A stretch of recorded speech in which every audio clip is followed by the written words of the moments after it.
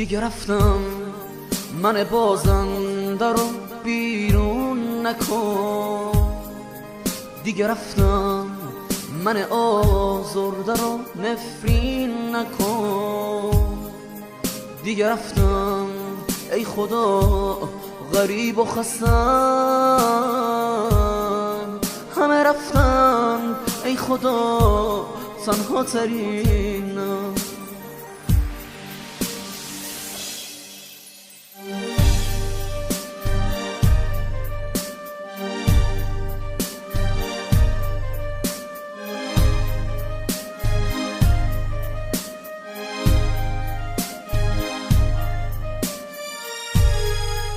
چرا رفتم من خسته توی این خونه دلگیر، همه گفتند تو نرو تنهایی سخته.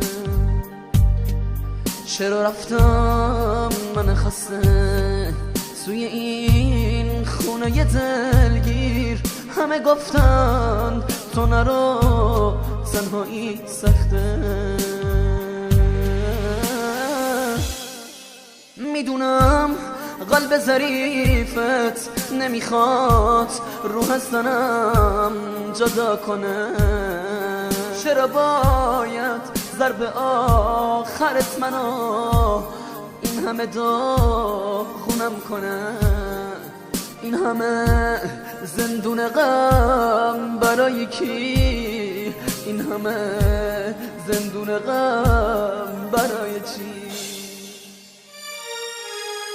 چرا رفتم من خسته توی این خونه دلگیر، همه گفتن تو نرو تنهایی سخته.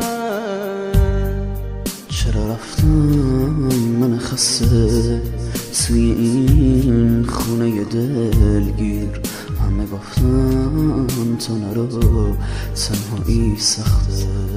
دیگه رفتم من بازنده رو بیرون نکن، دیگه رفتم من آزرده رو نفرین نکن، دیگه رفتم ای خدا غریب و خستم،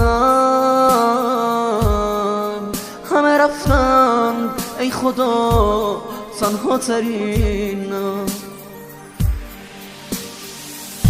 میدونم قلب ظریفت نمیخواد روح از تنم جدا کنه، چرا باید ضرب آخرت این همه داغونم کنه، چرا باید ضرب آخرت این همه داغونم کنه.